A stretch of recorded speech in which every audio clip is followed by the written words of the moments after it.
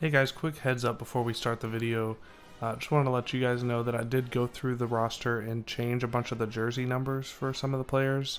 Some little things that bugged me, so if you see some guy that has a different number, just know that's what happened. Hey guys, welcome to week 8. We've got another home conference matchup this week against Iowa State. Currently at 1-4, 0-2 in conference play. We got the advantage pretty much everywhere. It has the makings of being one of those sort of dominant wins, but you never want to underestimate an opponent. So let's go ahead and jump into the highlights, and we'll see who comes out on top. Week 8 matchup at home in the rainy city, Houston, Texas. Always with the rain. Doubleheader this week, so just scoring plays. First drive of the game for Iowa State, they're going to get on the board first with a field goal. On our next drive, we go all the way down the field. Allen Samuel caps off the drive with a 1-yard touchdown run. After a 3-and-out for Iowa State, this looks familiar, another 1-yard touchdown run, actually this time 2 yards for a touchdown. Allen Samuel Jr. gets his second of the day. 2nd and 1 on our next drive. Uwe on the option keeper. He's going to stumble his way into the end zone for a 13-yard run and a touchdown. That's going to make it 21-3. A minute left in the first half. Busted coverage up the middle. CJ Nelson's wide open. He hauls it in. Takes it all the way to the end zone. 62 yards on the pass. 2 touchdowns on the day for Uwe. 1 on the ground, 1 through the air. And we ended up getting a 3-and-out, called a timeout, and we've gotten all the way down to the end zone once again. This time it's Miles Ray who hauls it in the end zone, the freshman. Third quarter, first drive for our offense. Miles Ray hauls in another one, this time from 7 yards out. Going to make it 42-3 early in the third. Next drive for Iowa State. They go all the way down the field and get their first touchdown of the game. Arlen Harris Jr. takes it in from 2 yards out. And on our next drive, 1st and 10. Beautiful pass from Ale to Ray. Ray hauls in his 3rd touchdown reception of the game. Backups are in here in the 4th quarter. Going to end up settling for a field goal. Going to get another field goal. Makes it 55-10. And Iowa State on the option is able to get in from a yard out. Arlen Harris gets his 2nd touchdown of the day. And it is 55-17. We're able to get the ball back and run down the clock. And look at that. It's our 50th win of this series. 50-2 overall. Solid win for the team. Uwe with 5 total touchdowns. Ends up getting player of the game honors. And we're going to come out on top 55-17 in this one. Here's the stats. 526 to 241 offensively. Dominant performance there. We won the turnover battle by 1. And dominated time of possession. Alright, let's take a look at the top 25 matchups for week 8. South Carolina is going to take down number 20 Tennessee 38-17. Baylor is going to hand Arizona their first loss of the season 38-27. Number 3 Washington beats number 14 Illinois 31-26. Wake Forest gets a 31-28 win over number 24 Boston College. USC is going to get a 28-21 win over number 9 Utah. Clemson gets the win over number 23 Miami 38-35. Number 18 Notre Dame beats number 16 Stanford 35-10. And that's going to do it for week 8. We're going to go ahead and advance to week number 9. So this week we ended up picking up Peyton Lancaster at defensive tackle. 4-star guy, 6 foot, 271. He's got pretty bad speed, but the block shedding stats are decent. Tackling stats, decent. Really good play recognition and pursuit. Really good strength, so definitely a big time defensive tackle for the future. Welcome to week 9. We've got a road matchup against a tough 5-1 Baylor team. They're 3-0 in conference play.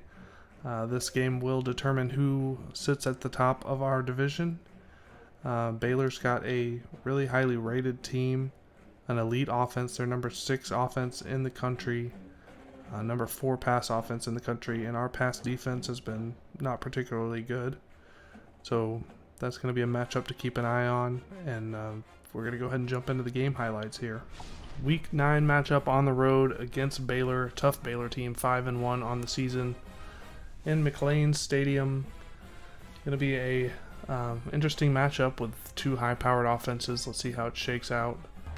First drive of the game for Baylor. Handoff up the middle to Reese, who powers his way in. Richard Reese with a huge first quarter. This first quarter just goes back and forth.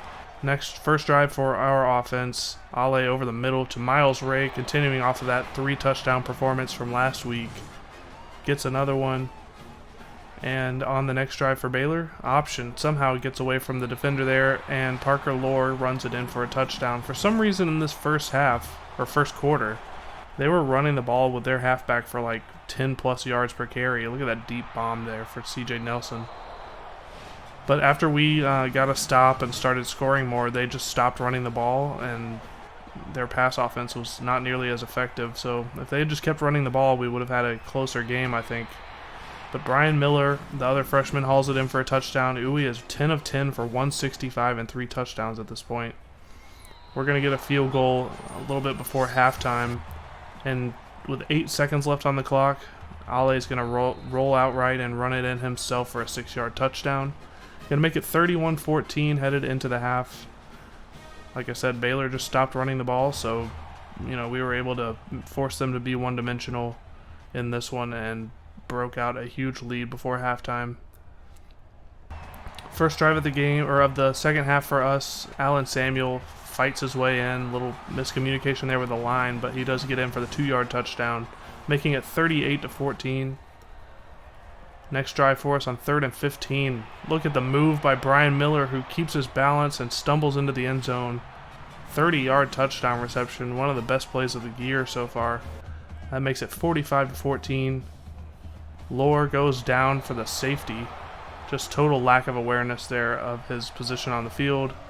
And on our next drive, with the backups in, we're going to get a field goal. This field goal was totally unnecessary. I just wanted to see if Adam Wales could make it, and he ended up kicking it through from about 57 yards out. Ale gets another 5-touchdown performance, 10 touchdowns in this video for him through the ground, or through the air and on the ground. 53-14 is the final score.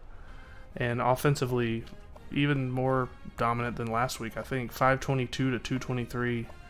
1 turnover apiece for each team, but another dominant performance in terms of time of possession. Alright, let's go ahead and take a look at the top 25 matchups for Week 9. Number 16, Utah gets a 42-31 win over number 25, Kansas State. Nebraska is going to pull off a 31-17 upset over number 11, Oregon. Number 19, Illinois gets a 23-6 win over number 22, USC. Florida is going to get a 41-24 win over number 18, Georgia. Virginia Tech takes down number 21, Stanford, 39-31.